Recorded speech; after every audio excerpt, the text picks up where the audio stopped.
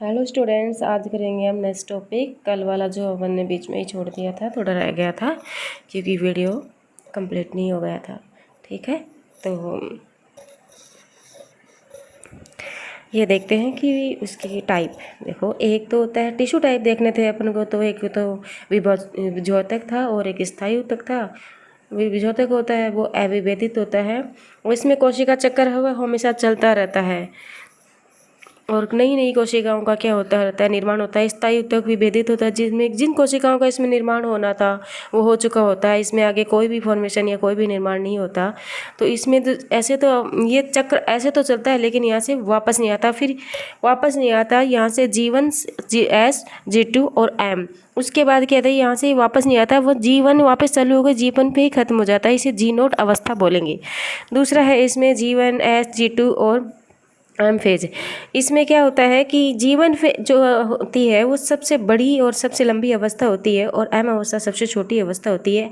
S अवस्था में क्या होता है, डीएनए सिंथेसिस होता है और G2 अवस्था इसके बाद की अवस्था है रेप्लिकेशन की। ठीक है, तो यहाँ से आगे हम देखते हैं, तो आगे का देखते हैं हम। एक तो विभेदक है और एक स्थायी ऊतक है। तो आगे का हम कंटिन्यू करते हैं, तो इससे बीच में से इसको कर लेते हैं ताकि हमें आसानी हो जाए। तो यहाँ तो है विभेदक,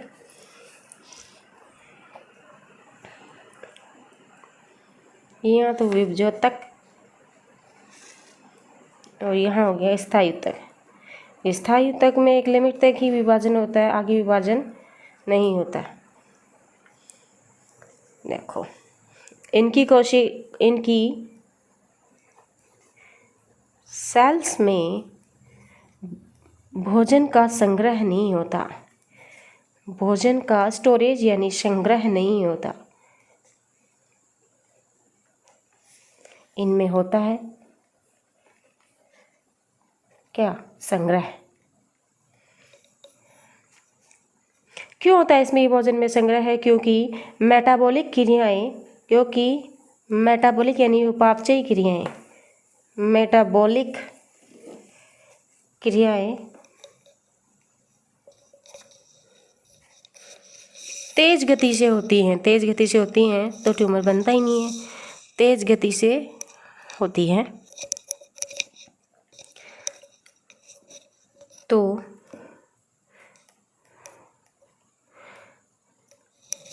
ऊर्जा काम में ली जाती है।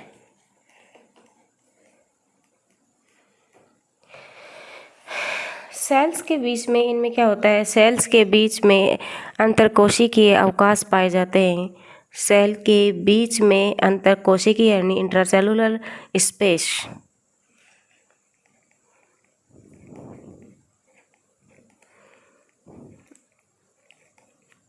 पाए जाते हैं, अर्थात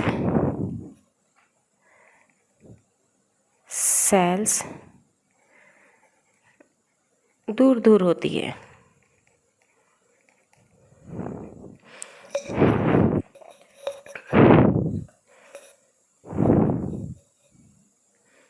सॉरी, हमने उल्टा दे दिया। अंतरकोशिकीय अवकाश इसमें नहीं पाई जाती, इसीलिए सेल्स क्या होती हैं, पास होती है।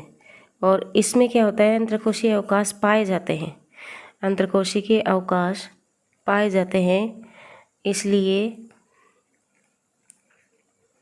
सेल्स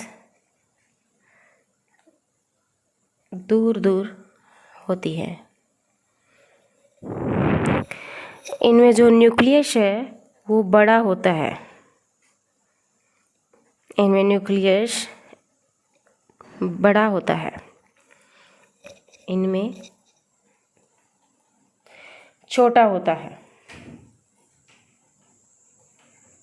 जैसे न्यूक्लियस ज़्यादा होगा तो ज़्यादा साइटोप्लाज्मिक गतिविधियाँ होंगी, वो भी क्या होंगी, अच्छे से नियंत्रण हो पाएंगी, अत्यधिक संघन होता है।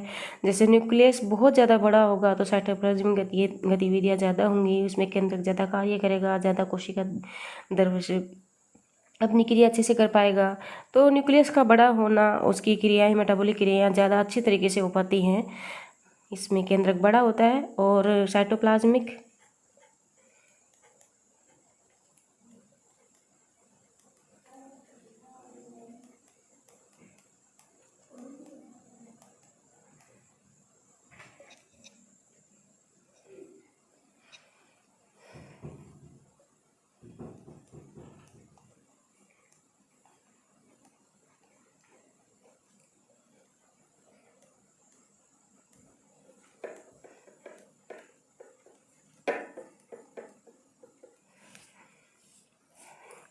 इसमें अपेक्षाकृत छोटा होता है।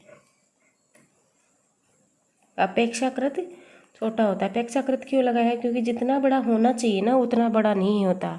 और इसमें साइटोप्लाज्म सघन होता है। साइटोप्लाज्म सघन होता है और उसमें साइटोप्लाज्म विरल होता है। विरल का मतलब होता है दूर दूर होता है।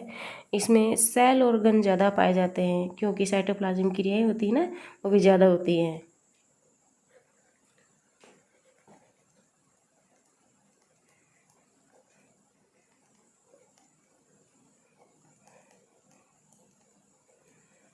और इसमें सेल ऑर्गन कम होते हैं। तो यहाँ तक था यह टॉपिक और अब हम नेक्स्ट टॉपिक अब आगे है विभजोतक के प्रकार। विभजोतक के प्रकार ये कितने कितने प्रकार के होते हैं। ये अलग अलग प्रकार के थे, जैसे स्थिति के आधार पर, उत्पत्ति के आधार पर, कार्य के आधार पर इनको अलग अलग भागों में बांटा गया है। तो सबसे पहले हम देखते हैं कि उत्पत्ति के आधार पर। सबसे पहले हम देखेंगे उत्पत्ति के आधार पर। उत्पत्ति यानी इसका ओरिजिन। उत्पत्ति के आधार पर, उत्पत्ति के आधार पर यानी ओरिजिन, बेस ऑफ ओरिजिन। पहला है इसमें प्राक विभजोतक। प्राक को बोलेंगे प्रिमिटिव। प्रिमिटिव का मतलब है आदि यानी बहुत पुराना। प्राक विभजोतक, प्राक विभजोतक यानी प्रिमिटिव। प्रिमिटिव का मतलब है आद्य। दूसरा है प्राथमिक विभाजोतक। प्राथमिक यानी प्राइमरी।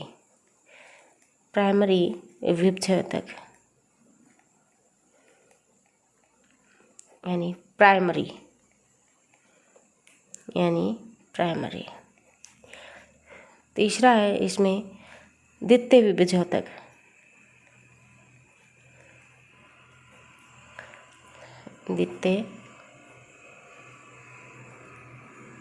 द्वितीय विभजोतक, सेकेंड विभजोतक।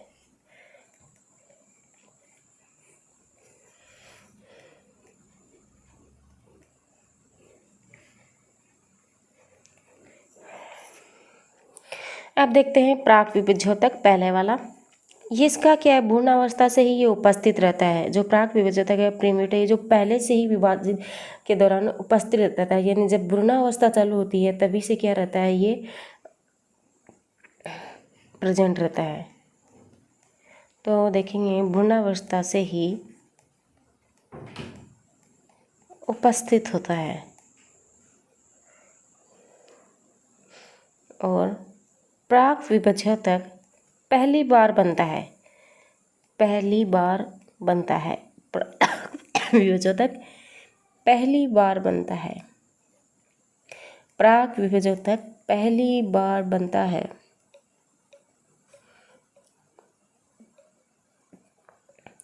दूसरा है प्राथमिक विभजोतक। दूसरा इसमें देखेंगे प्राथमिक यानी प्राइमरी, प्राथमिक विभजोतक।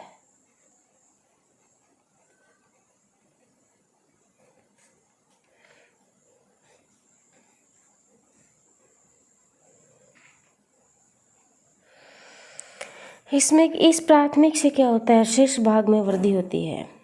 शीर्ष भाग, मूल भाग, शीर्ष भाग में, मूल शीर्ष में, शीर्ष भाग में, मूल शीर्ष में वृद्धि होती है।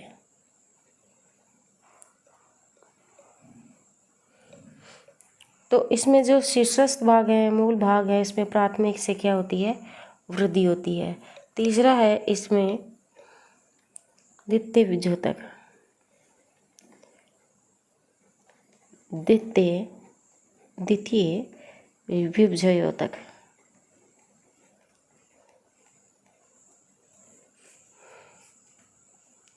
जब स्थायी ऊतक की सेल्स में विभाजन की क्षमता उत्पन्न होने के कारण निर्विभेदन हो जाता है, तब इसे क्या कहते हैं, द्वितीय विभाजक कहते हैं। जैसे स्थायी ऊतक है, एक लिमिट तक ही क्या करते हैं, विभाजन करते हैं। स्थायी ऊतक में आगे विभाजन नहीं होता, लेकिन कभी कभी कुछ सेल्स सेकेंडरी ग्रोथ के दौरान क्या कर लेती हैं, वृद्धि कर लेती हैं। तो इसमें क्या बनते हैं, निर्विभेदन हो जाता है। निर्विभेदन का क्वेश्चन है, ये सेकेंड ग्रेड में भी पूछा गया था। तो हम लिखेंगे जब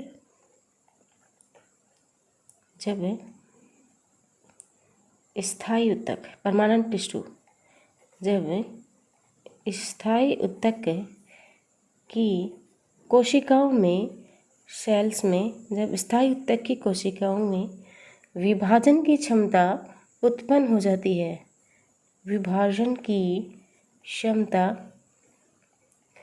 उत्पन्न हो जाती है,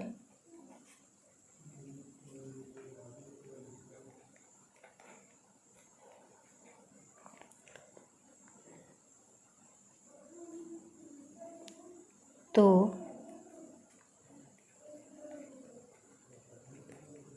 द्वितीय विभोजक बनता है।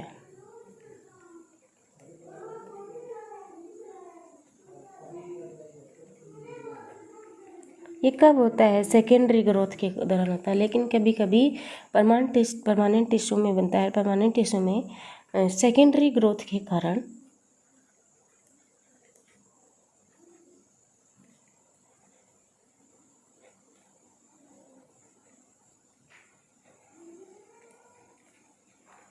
सेकेंडरी ग्रोथ में वृद्धि में स्थायी ऊतक विभाजित हो जाता है, विभाजन चालू हो जाता है, विभाजन शुरू हो जाता है। तो ये क्रिया निर्विभेदन कहलाती है, विभेदन कहलाती है। ये क्रिया निर्विभेदन कहलाती है। निर्विभेदन को इंग्लिश में बोलेंगे डी डिफरेंशिएशन।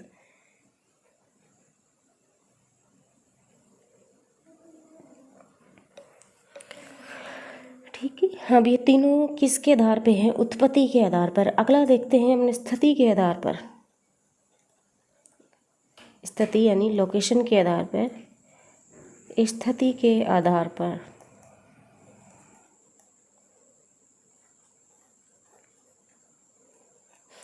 स्थिति के आधार पे हम पहला देखते हैं शीर्षस्थ विभाजक। नाम से स्पष्ट है कि शीर्षस्थ विभाजक होता क्या है। एक होता है प्रोशीर्ष और एक होता है मूल शीर्ष।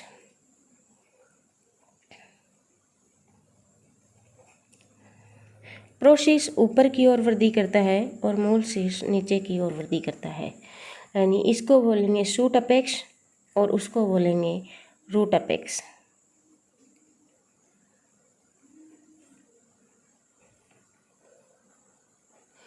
इससे क्या लंबाई में वृद्धि है वो इसमें प्रोशीर्ष और मूल शीर्ष की वजह से हो रही है। जैसे प्लांट की लंबाई में वृद्धि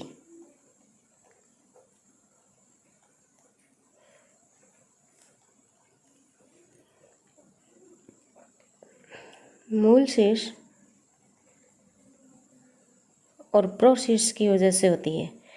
ऊपर और नीचे हो सकती है, यानी नीचे जड़ों की तरफ होती है तो मूल शीर्ष और ऊपर शूट की तरफ होती है तो मूल शीर्ष। लेकिन प्लांट की लंबाई में तो वृद्धि हो रही है ना, प्रोशीर्ष।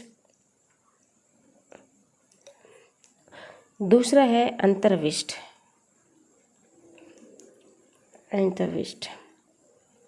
विभजक।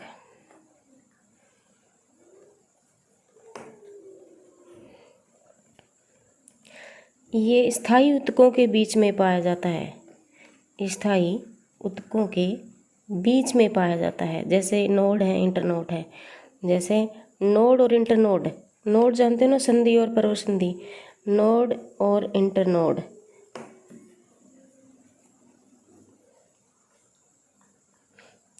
के बीच में पाया जाता है। जैसे ये एक प्लांट है, ये लीफ है ये भी लीफ है, ये ऊपर की लीफ है। ये जो पार्ट है वो नोड है और यहाँ तक जो शुरू हो रहा है वो इंटरनोड। तो इनके बीच में जो पाया जाता है वो अंतर्विष्ट होता है या इंटरसेलुलर स्पेस होता है।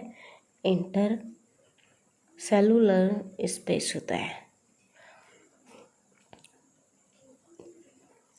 तीसरा है पार्श्व विभजोतक।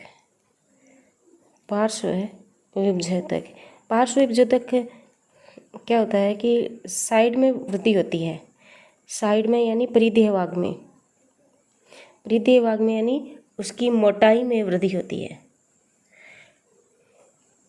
इसे इंग्लिश में बोलेंगे लेटरल, लेटरल मेरिस्मेटिक। इसमें क्या होता है, परिधीय भागों में वृद्धि होती है, परिधीय या पार्श्व भाग में वृद्धि होती है, पार्श्व भाग में वृद्धि होती है। मोटाई बढ़ती है, तने की मोटाई, और वलय बनते हैं, और इन्हीं वलय से वार्षिक वलय जो बनते हैं इसे प्लांट की एज का पता लगाया जाता है।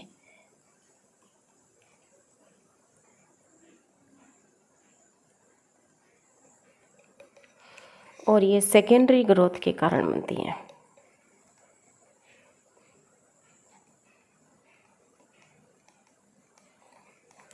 तो आगे का टॉपिक हम कल देखेंगे कार्य के आधार पर। Okay bye.